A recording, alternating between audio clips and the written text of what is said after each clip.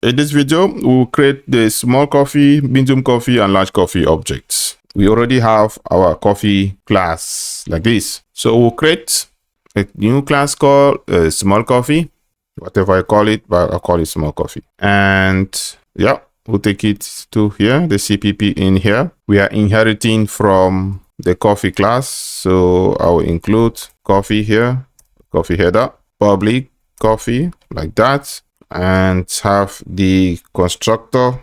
I'll create a constructor of a small coffee.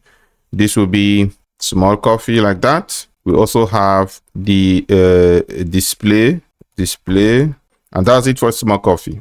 We implement the small coffee in the small coffee.cpp. The small coffee.cpp, we have it like that. So small coffee, it is small. The price is 1.75. This is according to the program description, 1.75 and 9 ounces. And we have a display method that displays a small coffee. Let me include the header in this coffee class because all the other classes will be using this. Just include once. We also have set precision here. We need another header called IOManip. So we have it like that. Let me compile this project and see how it goes. Let me come again here. Let me clear the screen.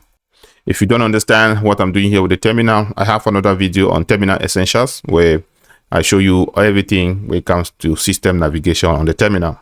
I also have a video on how to get started with CMake for C++.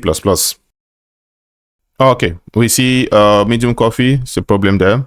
And let me see if I have C-test. If something shows up, yeah, it's not happy. We're calling medium coffee here. We don't have medium coffee. So let me comment out medium coffee, or comment out like that, large coffee, and compile again. I just run make now. CMake knows what to do. It will try to build the project again. And if there's any file that has changed, it also takes it and recompiles. Okay, now we see these kind of things. We have light, medium coffee, not there. And C-test. Okay, let us test to make sure our medium small coffee is working bulletproof before including the other ones, the other test cases. Remember in the slide I showed you about TDD. It means you write the failing test, write the minimum amount of code to make the test pass, refactor it. So we take one text at a time, pick one test. So now we're testing a small coffee. So pick one small coffee and then we try to make it pass. So let me compile this again. I think now it will be happy. Yeah, you see everything has compiled now. So if we do C-test, our test has passed. If you want to know that we are actually running that test, I go back to my code here. So let us make it fail. So if we change this value to 90, for example, you remember in C++, we need to always recompile. If I recompile like that, everything will still compile well, but our test should fail. So now, if I do C-test, we have a failing test case. Yep. If I do C-test minus V for verbosity, you see the test that's failing. It's saying that we are expecting 9, we got 90 here because I changed it here. It should be 9. Why is it 9? It is 9 because in the program description, we have it as 9. Here we have it, 9. I'll do similar thing for the medium and large coffee. Hey, if you have not subscribed to my YouTube channel, please consider subscribing. Let's continue. In the design, small coffee, medium coffee, and large coffee, all of them have the same base methods. The only difference is this, if you look at the class again, the only difference is for them to know how to display themselves. We have this pure abstract method.